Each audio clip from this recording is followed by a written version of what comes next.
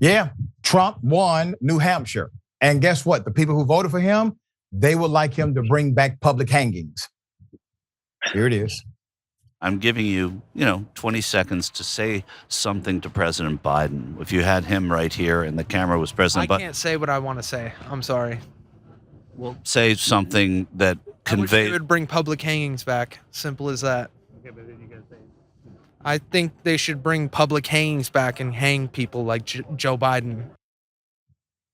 Yeah, that's what he said. There's more, actually. Let's put up the graphic here. No surprise, Nikki Haley lost, okay? During the New Hampshire primary, Michael Schur, who does a great job, spoke to a Trumper who had a message for Biden, which was what you just heard. Trump will go on to win the primary, beating out Nikki Haley with over 54% of the vote. Despite her losing, Haley remained defiant, saying, quote, "This race is far from over. There are dozens of states left to go." And the next one is my sweet state of South Carolina. Trump had attacked Haley viciously. He mocked her Indian first name, falsely suggested she was ineligible to be president because she was not born in the United States.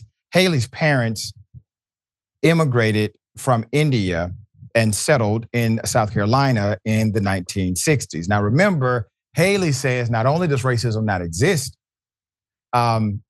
she has experienced racism, but racism was not a building block or foundational principle of America. That's what she said. So obviously, whatever Trump is doing against her by mentioning her ethnic name has nothing to do with racism. There's more. Although Trump handily won among registered Republicans in New Hampshire, the results also demonstrate the hurdles Trump could face in a general election. Haley performed marginally better among voters registered as undeclared, according to the exit polls. And those independent voters will be critical to any win in November.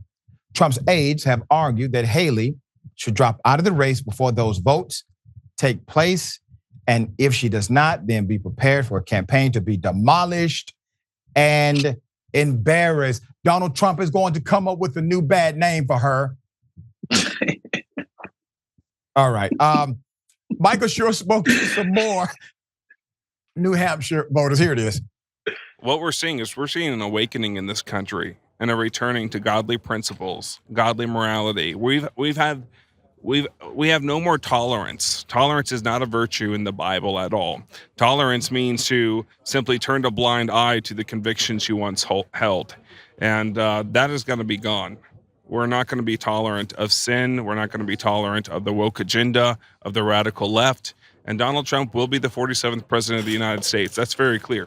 If he were to lose again, what would that mean for the country? He will not lose. I'm a missionary and an evangelist. Okay, I pastor a ministry called Alpha Numa Ministries, and we're doing everything we can to see that America turns back to God, that America has another great awakening like it did in ancient times past, and that this nation becomes a Christian nation again. We want Christian elected officials. We don't believe in the separation of church and state to such a radical degree that we become a Marxist state. And we're done with it. America's done with it. The MAGA base is done with it. We're done with it. Second Amendment is in place for us to take up arms against a tyrannical government. It's a protection for that. And listen, are we going to fight the government with a tyrannical government with handguns or machine guns? Whatever this is, if the government is tyrannical and goes unconstitutional and goes against our founding documents and becomes a Marxist state, that Second Amendment is for we the people. Sir, your God is Lucifer. Trump is not actually a Christian. He's playing you fools. Also, the reality is this. Well, if you believe Donald Trump is bringing some kind of awakening and you are against sin, the man literally told you he likes to sin. He said he grabs women by the vajayjay because he can. He cheated on his wife, paid a woman on record. We have the receipts. In addition to that, when Trump was posed the question, have you ever asked God to forgive you of anything? Trump paused for roughly 5 seconds, looked at the interviewer and said, no. According to Christian context, in order to enter into the kingdom, you must ask for forgiveness. Who do you think your God is, sir? If you have to take up guns in order to be victorious, for your side to win, where's the divinity that is supposed to protect you, fight your battles? Vengeance is mine, thus saith the Lord. These things are in scripture. All right, so here's the thing, Wosny. These individuals in a cult, right?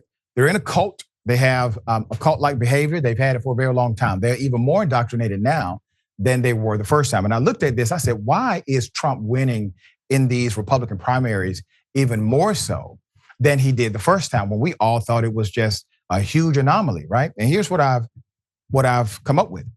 I think the indoctrination of a normative occult-like society has taken root, which simply means the belief system does not get less real to them, it gets more real to them. The indoctrination becomes more prevalent inside of their thinking. And so they can seem very, very rational in a lot of other areas except this one particular area. And I think this is exactly what you're seeing. And I don't believe that individuals like him are lying when they talk about taking up guns against the actual government of the United States. What say you? Yeah, that first individual, I'm not gonna lie, he seemed a little disturbed. I don't know if he's on some level of substances or if he's having a mental health sort of break. He seemed not to have it all up there to just to insinuate that what we're getting wrong in America is that we don't have public hangings anymore. Not that we don't have a strong middle class, not that labor density and strength has, diminished over the years. Some of the most prosperous points in time of this country. Not that we used to mind our business and not try to freaking bomb the hell out of every single country abroad. Not that we used to, hold those kinds of principles. This guy thinks what we're missing is public hangings. Obviously, he's got a couple of screws loose. And the individual who had the Jesus caucus for Trump or whatever he had up there, just this idea that you could be a Christian and not believe in the principle of tolerance. I mean, that's quite laughable. You've clearly been reading a different Bible altogether. The idea is that in Christianity, what you want is less tolerance for folks, more disdain for your neighbors, less service, less charity. It's absolutely absurd. And yeah, to a certain point, I feel like these people aren't very serious people in terms of the problems that face our country. It's just about picking up a pom-pom and waving them for your favorite celebrity as if it was a sports team, as if you were a disgruntled Dallas Cowboys fan or perhaps a Falcons fan, Dr. Richey. I mean, it's kind of ridiculous. I get your point about the branding. And I do believe we have been a branded culture where we want to buy brands, consume brands, even in our political atmosphere. But you still got folk like him that stormed the Capitol. And this federal government did not, in my opinion, respond adequately enough to that to stop that from happening in the future, which you can stop this from happening, believe it.